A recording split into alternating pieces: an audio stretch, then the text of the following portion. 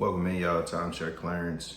First and foremost, I want to say thank God for waking me up this morning, blessing with another day and another opportunity to work towards becoming the man I desire to be. Happy Independence Day.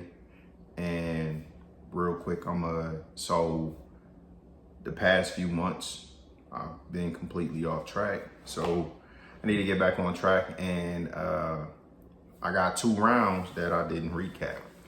So the last month that I did my recap was round 4, and I was just listening to it about how excited I was going into round 5, and then the outcome just was terrible. Excuse me. So in May, because I ended April I went to Michigan for bruh's birthday, and then I started off the month of May giving myself a grace week, right? Because I didn't want to record any regression for my weight loss journey, and I was a few pounds over. I still wrote my weight down, but I didn't want to use that for the official thing. Give myself 5 days, and then that's the weight I go by as far as tracking. And then I just got off track. It snowballed from that to maybe every month I should just write my lowest weight in a month. And I was stressing a bit about the kids coming. I was trying to distract myself, so every opportunity I got, I was reaching out to, a friend or friends, trying to see if somebody wanted to go eat or somebody wanted to go to a comedy show, or just really distract myself. And that stands out because that's something that at a certain point, a close friend of mine, Dennis, had kind of told me about this phase that I'm in, or this stage where I'm at, is that's gonna be what I have to really pick between, focusing on my purpose or distracting myself.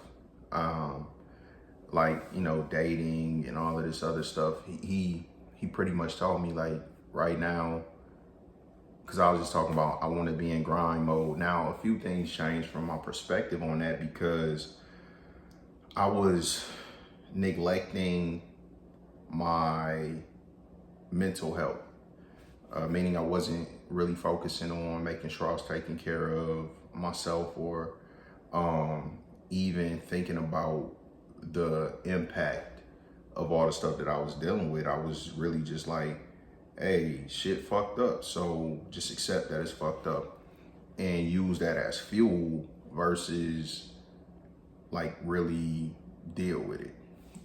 Because I felt like if it's so messed up, then that's gonna drive me more to do what I need to do. So don't try to create a better situation. Just accept that I'm in a messed up situation, and because I'm in a messed up situation, I need to grind. But that's exhausting.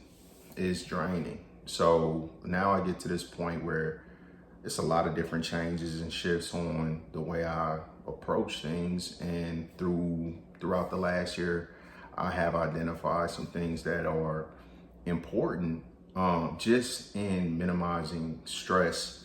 So, and it's a lot of little things, but I used to deprive myself of stuff just so that my situation would be messed up. I wanted it to be messed up. I wanted to feel the struggle because I want to get the hell out of here, Now, thankfully, things don't happen on my terms or in my time, which is back to, God. If I had done the things that I wanted to do, I would be in a home now. I'll be in a single family home, and I would have a car, and because I can do those things, I could do those things financially, but I just felt like it wasn't worth it. And I'm glad that I'm not, because, getting a multifamily property is the smarter move, and it's going to be more beneficial for me in the long run So I had to wait on my disability, which now that's done. So I'm stepping into a new phase, but this is just kind of, again, going into round 5. I was excited. I had put together, 4 months, where I convinced myself it was no regression, but it was a little bit because of the situation. Like I said, going out of town, I think I gained like 4 or 5 pounds, whatever it was, that I was in denial about. And then just let the month get away from me based off simply not wanting to accept the reality that, yeah, I went into the year with the goal of having no regression as far as my weight loss. So not having any months where I actually gained weight versus lose. Now, it was okay if I didn't lose weight, but it wasn't okay to gain weight. But I gained weight. I went out of town. We went out to eat. I cooked. I went to the store and bought stuff, whatever. But that's what I do when I go to Michigan, and that's part of the reason I enjoy going to Michigan to spend time with my sister, brother-in-law, and my nephews. I mean, that's family, and it's a good time. We enjoy each other's company. At some point, we always end up having some pretty deep or relevant conversation about life or relationships or family or whatever. And typically we'll do something where we just chilling, whether it's watching a game or watching a show. I think I introduced them to a lot of different shows.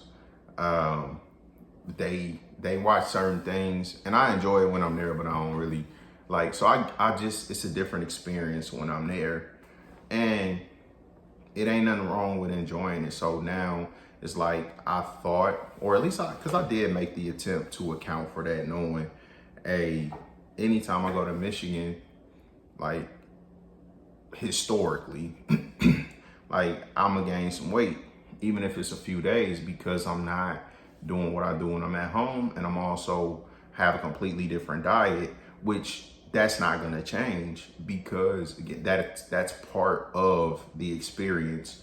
My sister used to go grab a pie, and now I'm rambling, so let me get back on track. All the reasons I justify what I justify, but I didn't have a good month. And then I compounded the damage in May from April because I just didn't establish consistent routines and standards. And because I didn't record for the whole month, I can't really recall everything that happened. I just know what the outcome was. And when I looked at it, I think I gained almost 14 pounds in May. So if I'm looking at it strictly from that standpoint of my weight loss, then I mean that's a 10-8 round. Like I got knocked down that round. You know what I mean? So, but it's not solely about the weight. And then I look at work. I got a couple deals as a rep. I didn't do as well as I would have liked to do as a manager, but I didn't feel bad about the month. But I don't know if I had some cancellations or something, because like the dollars and cents not adding up based off my performance in May. In June, I expected to have more money coming. So I don't know if some stuff canceled, but I don't pay attention to that stuff intentionally because it's like it's out of my hands. Once I do what I can do, I'm gonna just let it be what it is. Now, it'll be easier doing that going forward because of the disability situation being resolved, where I'm back to 100%, and that really changes everything. But to at least document it, if I was to say what happened, like I had a good few rounds, I got a little bit cocky, and then, I went out thinking that I'm about to dominate round 5, and I got caught as soon as the round started, and then I ain't get knocked down. So, but I tasted the power, and then I kept trying to engage and whatever, and then I ended up getting knocked down, and I just got my butt kicked this round. Well, that round. So that's my round 5 recap. Little bit of disappointment as far as, and I don't really feel like in May well, I mean, at the very end of the month, Sophia had her dance recital. So that was really the only like positive.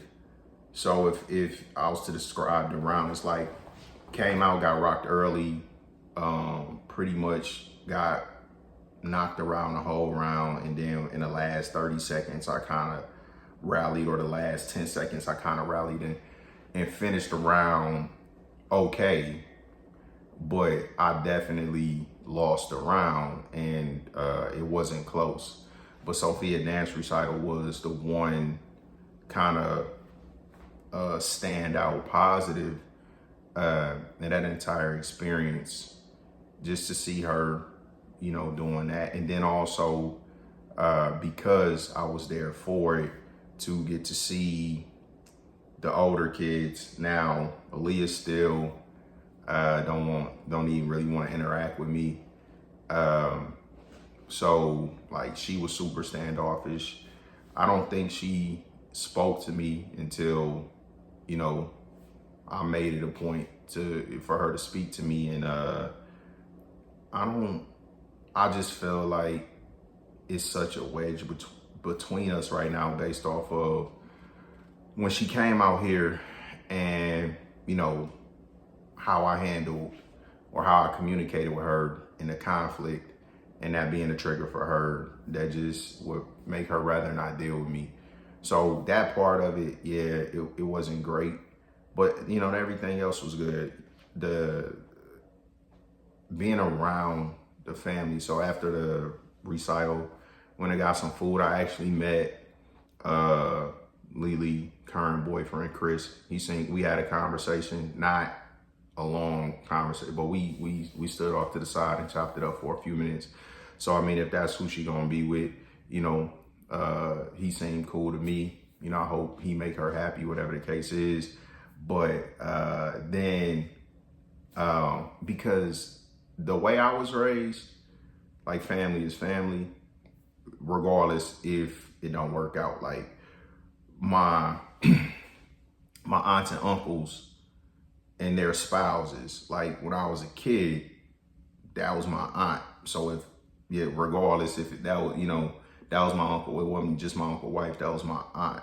So that was always gonna be my Aunt Rose, always gonna be my Aunt Rose, you know what I mean? So, and it's funny because just even listening to myself speak about it, just like, I say, like, everybody in my family say auntie, but then like when I just talk about it in general, I say aunt. But yeah, so family didn't change based off divorce. Said that to say this. My little niece, Camille, who is Lily's sister's daughter, but I saw her as my niece. They had her, she was over around, you know. So, but since we've separated, I felt like that's not how her family is. So at the point where we not together, I really feel like everybody treated me like an outsider. So not that I have a problem with anybody, but just nobody, like, I'm tolerated. You know what I mean? Nobody like me. Nobody want anything to do with me. I'm the ex-husband, the baby daddy. They gotta deal with me. I'm tolerated. So it was kind of similar with the interaction with Camille, because I always kind of felt like even if she was around, she was kind of distant. So when we went out to eat after the recital, her mom brought her over to me and told me that Camille feel like, you know, I don't interact with her like I do, which kind of, it's 100% true, but not because of how I feel, because of how I'm treated by the family.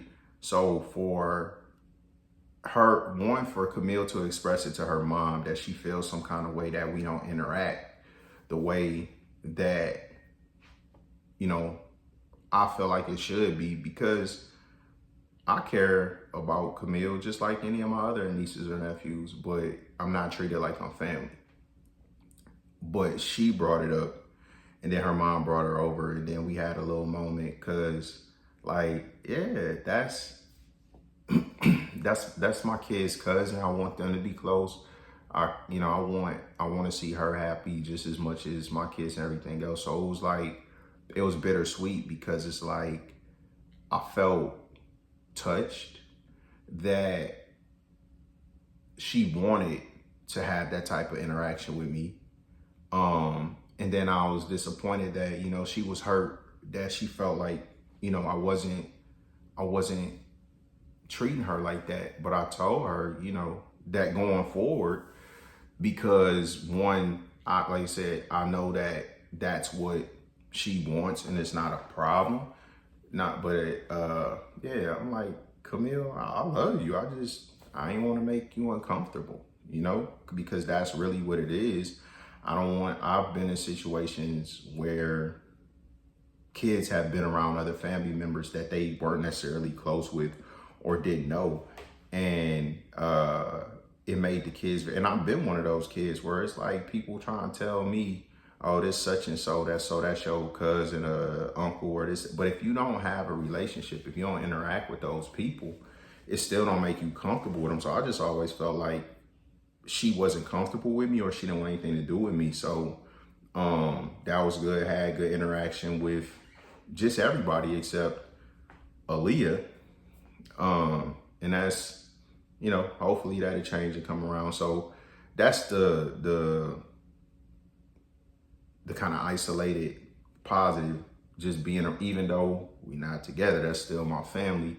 And I got to go support my daughter and see her do something that she wanted to do, spend time with my son, because I had Micah one-on-one for the time that I was there, which was just a couple days. But because Sophia was involved in the recital, she was doing her stuff to prepare for that and all of that. And I just had Micah, so we got to chill. And even with that, so the St. Louis trip, like any good from the month basically solely came from the interaction on that trip, because even with Micah, it was a moment like that. So we was watching My Hero Academia and then we were talking about quirks. So for anybody that don't know, basically just get in your head, superpowers. It's a school for young superheroes. They all got different powers. So I was talking to Micah about if he could pick a quirk, what would it be? And then I started listing quirks. Would he want to have super strength or super speed or, and I mean, just kind of broke my heart at the same time. So it's it is bittersweet because there's an element of positive, but also an element of sadness or disappointment because of the situation, because I'm listing all of these normal things, like typical, I won't say normal, typical, like superpowers, speed, strength, invisibility, and Michael's like, no, I would pick teleportation so that whenever you're at home, I can teleport to Las Vegas and be with you. And man, even saying it right now makes me emotional. But that's really the first time that my son has just expressed a desire to be where I'm at.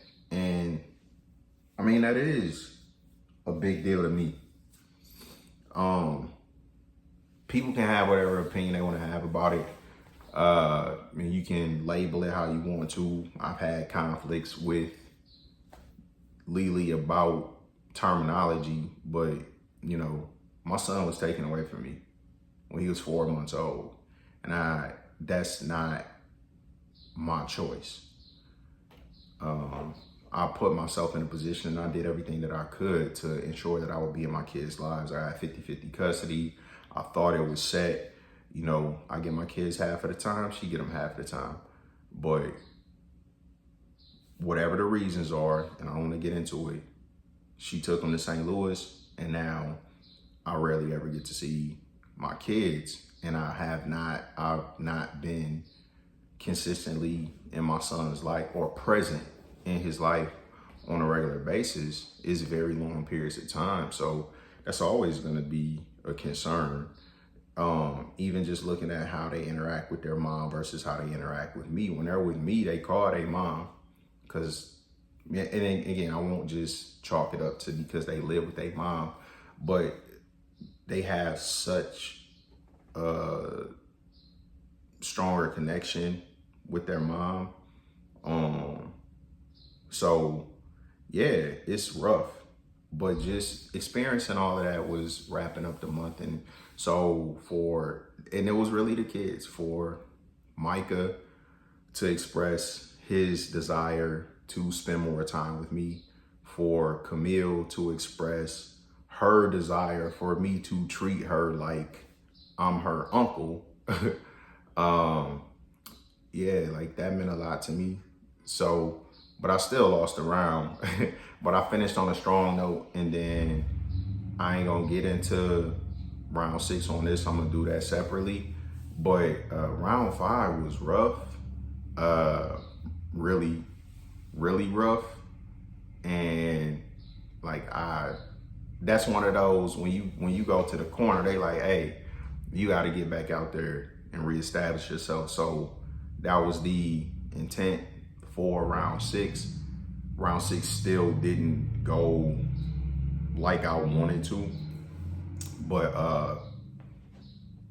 the outcome ended up kind of being the opposite of round 5. So I'll get into that next. So for anybody tuning in, appreciate y'all. Until next time, Timeshare Clarence. Peace.